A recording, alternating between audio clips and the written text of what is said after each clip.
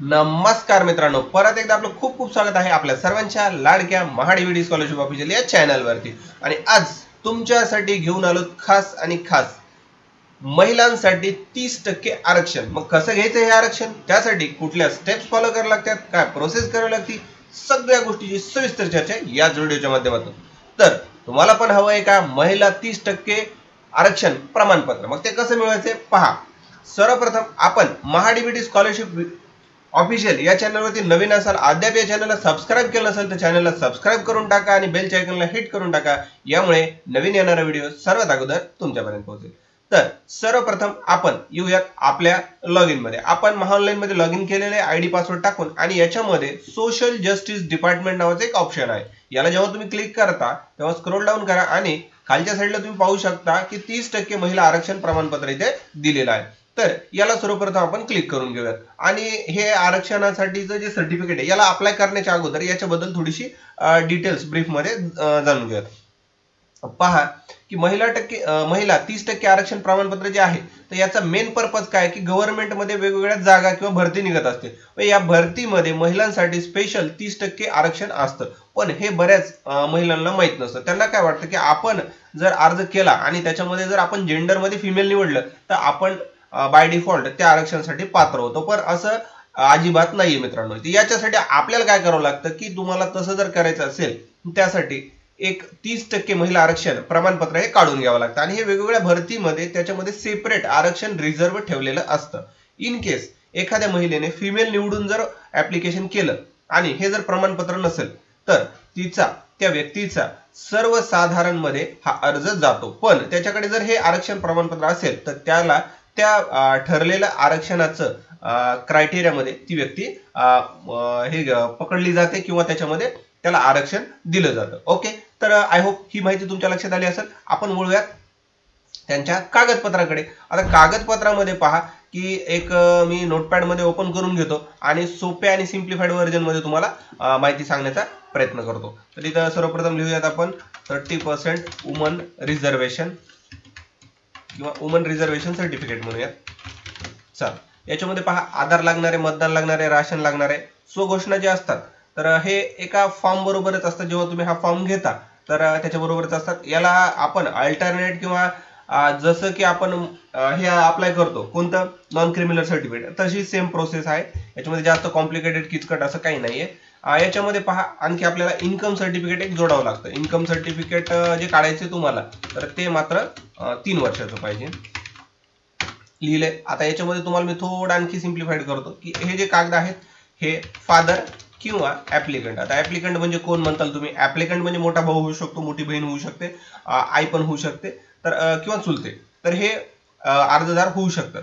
जर या व्यक्तीचं वय कमी असेल, किती असेल? 18 पेक्षा कमी असेल किंवा 18 पेक्षा जास्त असेल तर स्वतः ही व्यक्ती अर्जदार होऊ शकते। ओके, तर याच्यामध्ये अर्जदार आपण सध्या वडिलाला किंवा ऍप्लिकंट म्हणजे जे कोणी असेल त्याला ठेवलंय।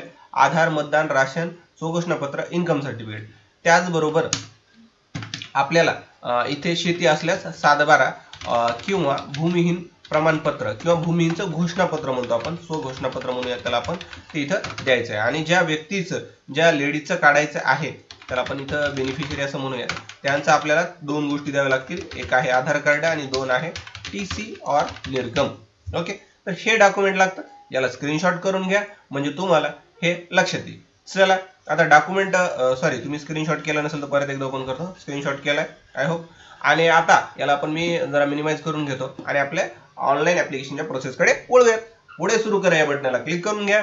इकडे क्लिक केल्याच्या नंतर पहा इथे तुमच्या समोर असा एक बेसिक फॉर्म ओपन झालेला आहे आणि याच्यामध्ये तुम्हाला ती माहिती भरायची आहे।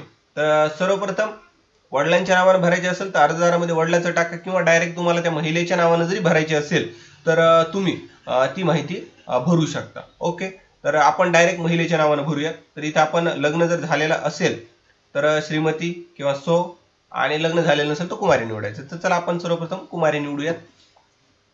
इथं नाव टाकूयात आणि हे नाव टाकल्याच्या नंतर इथं तुम्हाला एक ट्रिक सांगितलेली की वडिलांचं नाव कॉपी करायचंय, तर गरज नाही इथं। ओके, डेट ऑफ बर्थ विचारलेली आहे। डेट ऑफ बर्थ आपण सर्वप्रथम इथे टाईप करून घेऊयात, जी काय डेट ऑफ बर्थ असेल ती। वय आलेले, जन्मतारखेचा प्रकार काय पडताळणी झाली, अंदाजे घोषित, तर इथं काय हे मॅन्डेटरी फील्ड नाहीये, तुम्हाला भरायचे असेल तर भरा किंवा एमटी सोडून द्या, विषय तो नाहीये. ठीक आहे. व्यवसाय, आता व्यवसायामध्ये इथं पहा गृहिणी आहे, किंवा इथं तुम्हाला जर दुसरा काही व्यवसाय करत असाल तुम्ही तर तो सुद्धा तुम्ही निवडू शकता. तर इथं गृहिणी मी असं निवडतो, किंवा विद्यार्थी असेल तर विद्यार्थी सुद्धा आपण निवडू शकतो. तर इथं विद्यार्थी निवडलेला आहे. इथं मोबाईल नंबर विचारलेला आहे, तर आपण मोबाईल नंबर इथे टाईप करून घेऊयात. धर्म जो कुठला असेल तो निवडा, टीसी प्रमाणे असावा शक्यतो. त्याच्यानंतर तुमची जात जी कुठली असेल, याच्यापैकी बघा वेगवेगळ्या जाती आहेत, त्याच्यात तुमची जी जात असेल ती तुम्ही निवडून घेऊ शकता. त्याचबरोबर निवासाचा पत्ता, याच्यामध्ये तुमची जी काय डिटेल्स असेल, जिकडे तुम्ही राहता त्याच्याबद्दलची माहिती इथं लिहायची. इथं घर क्रमांक किंवा ओळख क्रमांक लिहिलाय, तुमच्याकडे असेल तर एंटर करा, नसेल तर अदरवाईज तुम्ही सरळ सरळ तुमच्या गावाचं नाव जे काय असेल ते इथं टाईप करून घ्या. त्याच्यानंतर तुम्हाला जिल्हा, तालुका आणि गाव अशा बेसिक स्टेप मधून पुढे जायचं आहे, तर हे निवडून घेऊयात. पिनकोड सुद्धा विचारलाय, तो पण घ्या. त्याच्यानंतर विचारले कायमचा पत्ता हा कायमच्या निवासाचा पत्ता हा कायमच्या पत्त्यापेक्षा वेगळा असल्यास होय पर्याय निवडा. म्हणजे तुम्ही जर सध्या राहता तो पत्ता वेगळा आणि कायमचा वेगळा असेल तर हो निवडा, अदरवाईज नाही निवडा, तर नाही निवडूयात, आपला पत्ता सेमच आहे. त्याच्यानंतर विचारले कुटुंबाच्या उत्पन्नाचा तपशील. आता उत्पन्नाचा तपशील मध्ये काय करायचं बघा, तुम्ही उत्पन्न जे आहे ते तुमच्या वडिलांचं उत्पन्न जोडायचं सांगितलेलं, तर इथं आपण निवडूयात आणि त्याचा तपशील लिहायचा आहे आपल्याला पुढे. आता वडिलांचं पूर्ण नाव, जसं आता मी इथं टाकलेलं आहे, त्यांच्या वडिलाचं नाव हरिभाऊ सखाराम देशमुख, तर इथं आपण टाईप करून घेऊयात. इथं नाव आलेलं आहे. त्याच्यानंतर आईचं नाव, तिथे श्रीमती किंवा सो सुद्धा निवडू शकतात, काय एकच आहे. सरिता हरिभाऊ देशमुख, तर हे नाव निवडलेलं आहे. सॉरी सरिता आहे तर सारिका झालेला आहे. ठीक आहे, मी करून घेतो. हा, आता इथं परत पतीचं नाव असेल, लग्न झालेलं असेल, मॅरिड वुमन, इथलची ही माहिती भरू शकते, पण आपल्याला हे मॅरिड नसल्यामुळे हे भरायचं नाही. आता इथं परत विचारले वडील, पत्नी, पती नोकरी करत आहात का? होय असेल तर हो करा, नाही असेल तर नाही करा. नाही करून घ्या बेसिकली. तरी पण तुम्हाला इथं त्यांना वडिलांच्या किंवा पतीच्या नोकरीचे ठिकाण किंवा कार्यालयाचे नाव विचारलेलं आहे, तर आपण इथं सरळ सरळ त्यांचा व्यवसाय जो आहे तो इथं मेन्शन करूयात, फार्मर, आणि पुढे पण फार्मर लिहूया किंवा शेतकरी असं सुद्धा लिहू शकता. आईसाठी आपण गृहिणी किंवा हाऊसवाईफ असं लिहू शकतो. आता इथं विचारले मागील 3 वर्षाचा तपशील. आता इथं 3 वर्षाचा फर्स्ट, सेकंड आणि थर्ड अशा पद्धतीने लिहायचं आपल्याला, तर इथं आपण लिहूयात 80 1 2 3. पुढे काय कृपया वैद्य वर्ष निवडा, इथं वर्ष टाकूत आपण, कृपया वैद्य वर्ष नमूद करा, तर इथं आपण निवडूयात 2023.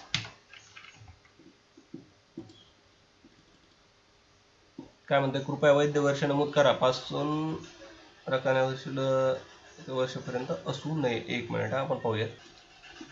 ओके, तर आपल्याला इथं काय करायचं की कुठल्या वर्षापासून चालू ते निवडायचे. 2022 ते 2023 इकडे टाकून घेऊयात. त्याच्यानंतर 2023, 2024 आणि 2024 ते 2025 अशा पद्धतीने इकडे निवडूयात. इकडे तुमचं उत्पन्न ते आपण मेन्शन करून घेऊयात आणि पुढे आपण एंटर करीत चालूयात. अशा पद्धतीने तिन्ही ठिकाणी आपण हे टाकलेलं आहे. आता इथं परत विचारते वडील पती व्यवसाय करत आहेत का? व्यवसाय असेल तर हो करा, अदरवाईज शेती असल्यामुळे आपण इथं नाही करणार आहोत. आणि समावेश करा या बटनाला आपल्याला क्लिक करायचं. त्यांना परत आपल्याला एक पॉपअप विंडो दाखवली, त्याच्यामध्ये सांगितलं की तुम्ही जो भरलेला फॉर्म आहे याच्यामध्ये इथून पुढे काही चेंजेस होणार नाहीत आणि आपल्याला करायचे पण नाहीत, तर ओके. जर इन केस तुम्ही माहिती भरलेली बघितली नसेल तर एकदा परत पाहून घ्या आणि नंतर समावेश करा या बटनाला क्लिक करा. यानंतर तुमचं फॉर्म सबमिट होईल. आता डॉक्युमेंट अपलोड करायचे, तर click here to upload document बटनाला क्लिक करा. इथे क्लिक केल्याच्या नंतर तुम्हाला तुमचे जे डॉक्युमेंट मी सांगितले होते ते डॉक्युमेंट 1 बाय 1 सगळे अपलोड करायचे. सर्वप्रथम आधार कार्डवर येऊयात. आधार कार्ड निवडलेलं आहे आपण आणि आधारचं इथं क्लिक करून ऍड डॉक्युमेंट या बटनाला क्लिक केलेलं आहे. त्याचबरोबर आपल्याला मतदान कार्ड निवडायचे, तर इथं मतदान कार्ड कुठं ऑप्शन आहे ते पहा आणि परत सेम प्रोसेसमध्ये तुम्ही मतदान अपलोड करून घ्या. त्याचबरोबर राशन कार्ड सुद्धा तुम्हाला निवडायचं आहे, तर राशन कार्डसाठी ऑप्शन इथं त्यांना कुठं दिलेलं आहे ते पण पहा आणि राशन कार्ड सुद्धा तुम्ही अपलोड करून घ्या. असं 1 बाय 1 सगळे तुम्ही डॉक्युमेंट अपलोड करण्याची प्रोसेस चालू आहे. याच्यामध्ये जे काही स्वघोषणापत्र सुद्धा असतात ते पण तुम्हाला अपलोड करायचे आहे. त्याचबरोबर वडिलाचं उत्पन्न मी तुम्हाला सांगितलं होतं, तर इथं उत्पन्न दिलेलं आहे आणि उत्पन्न तुम्हाला मी 3 वर्षाचं जे म्हणलं उत्पन्न त्याचं ऑप्शन इथं दिसत नाहीये. 1 मिनिट आपण पाहूया 3 वर्षाचं उत्पन्नाचं ऑप्शन कुठे आहे, तर इथं दिसत नाहीये. तर आपण इतर मध्ये इन्कम सर्टिफिकेट असं टाकूयात. आणि इथे अपलोड करून घेऊया. ॲड डॉक्युमेंट या बटनाला क्लिक करूया. त्याचबरोबर आता कुठले डॉक्युमेंट राहिले ते समजून घेऊयात. 7/12 किंवा भूमिहीन. जर तुमच्याकडे 7/12 असेल तर 7/12 निवडा, नसेल तर तुम्ही इतरमध्ये भूमिहीन सुद्धा निवडू शकता. तर इथं मी 7/12 अपलोड करून घेतो. ॲड डॉक्युमेंट या बटनाला क्लिक करूयात. आणि त्यानंतर आता आपल्याला लाभार्थ्याचं आधार कार्ड जोडायचं. तर इथं लाभार्थ्यासाठी आपण अर्जदारच स्वतः व्यक्तीला केलेला आहे, तर त्याचेच आपण कागद जोडले, त्याच्यामुळे लाभार्थ्याचं काही जोडण्याची गरज नाहीये. विवाहित असल्यास तुम्हाला इथं त्याचा विवाह नोंद दाखला वगैरे द्यावा लागेल. हे कागद इथे अपलोड करणं झालेले आहेत आपले. आणि त्याच्यानंतर आपण कंटिन्यू या बटनाला क्लिक करून घेऊयात.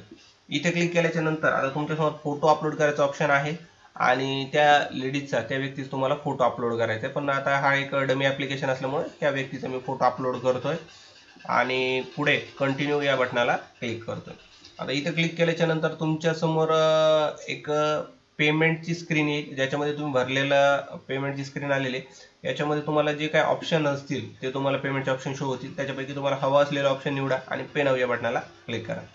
आता इथून पुढे तुम्ही कोणतं ॲप्लिकेशन केलं आहे, त्या व्यक्तीचं नाव काय, किंवा तुमचा किओस्क ओळख क्रमांक काय, किंवा बाकी भरलेले पैसे वगैरे रक्कम सगळी माहिती येते. त्यानंतर तुमचा पासवर्ड डिफॉल्ट येतो, नसेल तर टाईप करा आणि प्रदान निश्चित या बटनाला क्लिक करून घ्या. अशा पद्धतीनं तुम्ही हे पेमेंट पूर्ण प्रोसेस करा आणि ह्याची पावती काढून घ्या. तर असं आपल्याला महिला 30% आरक्षण प्रमाणपत्राचे ॲप्लिकेशन करायचे. तर हा व्हिडिओ तुम्हाला कसा वाटला मला कमेंट करून सांगायला विसरू नका. त्याचबरोबर तुम्हाला नेक्स्ट व्हिडिओ कुठल्या टॉपिकवर हवाय तो पण कमेंट करून सांगायला विसरू नका. व्हिडिओ आवडला असल्यास लाईक करा, जास्तीत जास्त गरजू व्यक्तीपर्यंत हा व्हिडिओ शेअर करा आणि अद्याप चॅनलवर नवीन असाल आणि चॅनलला सबस्क्राईब केलं नसेल तर चॅनलला सबस्क्राईब करा. तुमचा मौल्यवान वेळ दिल्याबद्दल धन्यवाद मित्रांनो. भेटूयात नवीन एका व्हिडिओ.